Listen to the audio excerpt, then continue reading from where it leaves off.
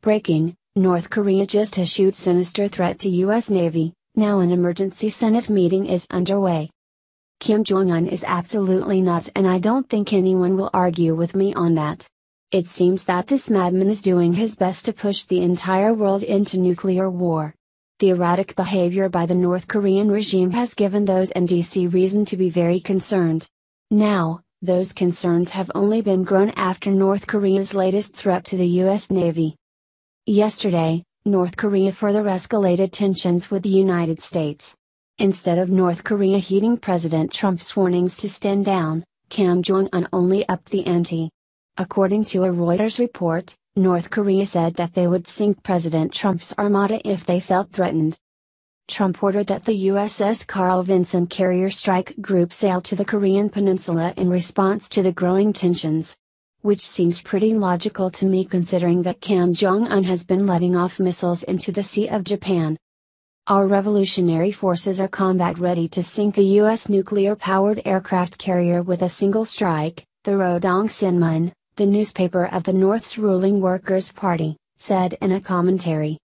The paper likened the aircraft carrier to a gross animal and said a strike on it would be an actual example to show our military's force.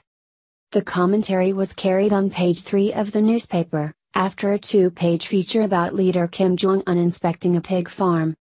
After these threats were discovered, President Trump made an unprecedented move.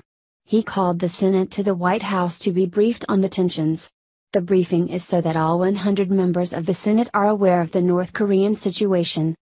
According to Fox News, Secretary of State Rex Tillerson, Secretary of Defense Jim Mattis, Chairman of the Joint Chiefs of Staff General Joseph Dunford and Director of National Intelligence Dan Coats plan to provide the update to lawmakers. It is rare for the entire Senate to be invited to such a briefing. Spicer clarified that while the event will take place on the White House campus, it is technically a Senate briefing and Majority Leader Mitch McConnell, RK, is the one who convened it. The briefing, first reported by Reuters, was confirmed after President Trump earlier spoke to the leaders of both China and Japan.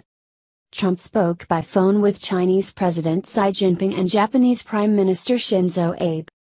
Xi told Trump that China strongly opposed North Korea's nuclear weapons program and hoped all parties will exercise restraint and avoid aggravating the situation, according to Chinese broadcaster CCTV.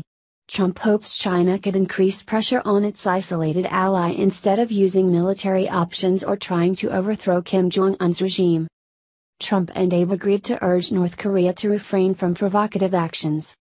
Meanwhile, U.S. commercial satellite images indicated increased activity around North Korea's nuclear test site, while Kim has said that the country's preparation for an ICBM launch is in its final stage. South Korea's defense ministry has said the North appears ready to conduct such strategic provocations at any time. South Korean acting Prime Minister Hwang Kyo-ahn has instructed his military to strengthen its immediate response posture in case North Korea does something significant on the April 25th anniversary of its military.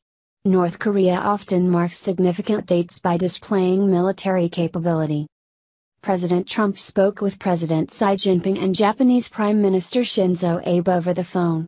China's president is completely against North Korea's weapons and hopes all parties will exercise restraint and avoid aggravating the situation, according to Chinese broadcaster CCTV. Well, no one is wanting to aggravate the situation, but how do you reason with a madman?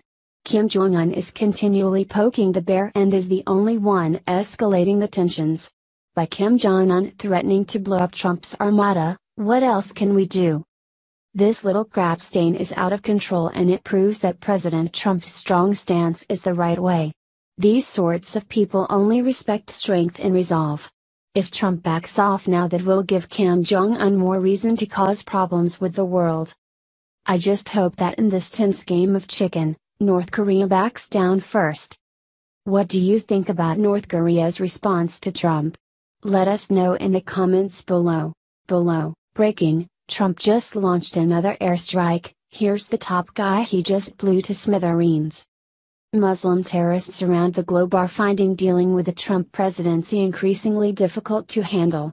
After pretty much getting away with whatever the hell they wanted under the presidency of Barack Hussein Obama, these inbred morons are learning lately that there's a new sheriff in town who won't hesitate to send them straight home to Allah where they belong. Shortly after bombing the absolute percent carried and out of ISIS several weeks ago, Trump is at it again. But this time, he's taken out someone extremely important to the Taliban, and their entire force is in mourning as news hit over the weekend. A Taliban shadow governor by the name of Qari Tayyib had been making quite a lot of trouble in the Kunduz province of Afghanistan in recent years, forcing locals there to live underneath his iron fist. The Taliban's top official was responsible for the deaths of many Americans since 2011, where he used his compound to conduct terrorism operations through the large group of insurgents that he commanded. But despite being the Baghdadi jihadist in the area, his power would still not be able to save his life when badass American troops came calling. In a report just released, the Pentagon confirms that President Trump's latest airstrike devastated Taliban forces, taking out their commander Qari Tayyib in the process. The strike was part of ongoing efforts to deny Taliban freedom of movement in the area, the release added.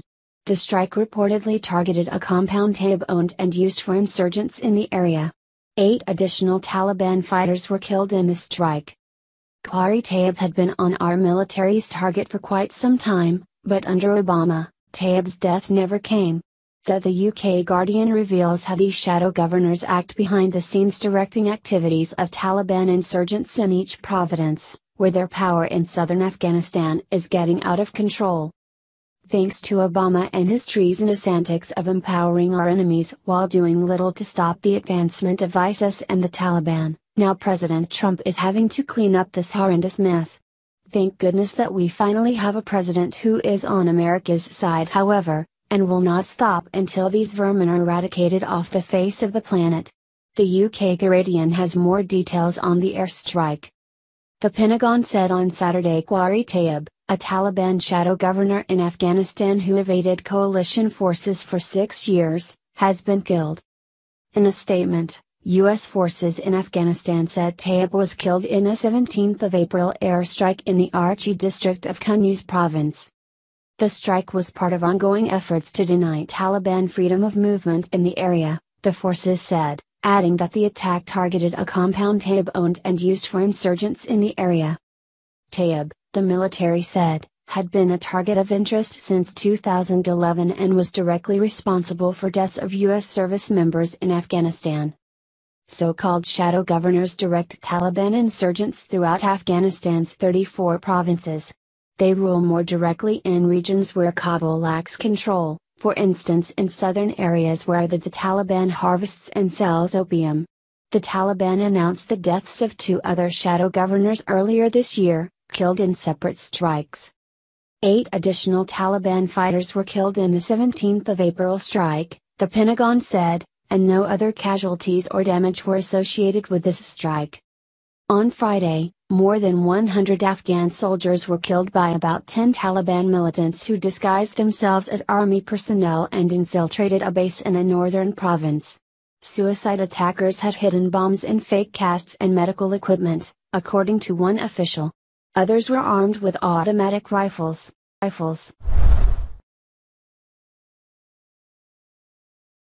China threatens to bomb North Korea if tyrant Kim Jong-un crosses this bottom line. The Chinese military would react with force if Kim Jong-un's nuclear activities adversely affected areas of China bordering the Herman Nation, according to an editorial in a government-owned newspaper. The article in the Communist Party-affiliated Global Times stressed the North's nuclear facilities must not put northeastern regions of China in danger. The editorial said, China has a bottom line that it will protect at all costs, that is, the security and stability of Northeast China. If the bottom line is touched, China will employ all means available including the military means to strike back.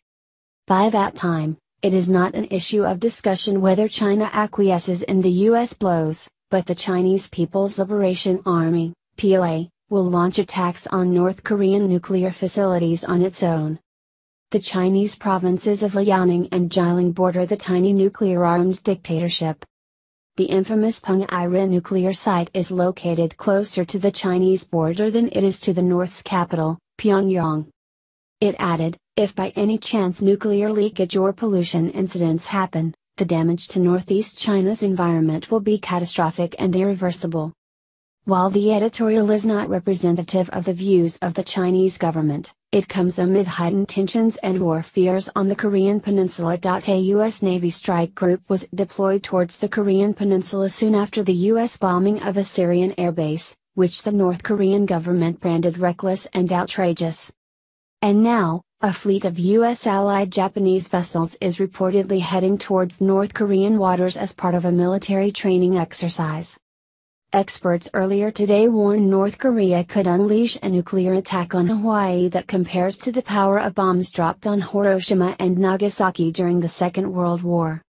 U.S. Pacific Command are worried the island of Oahu is a strategic and symbolic target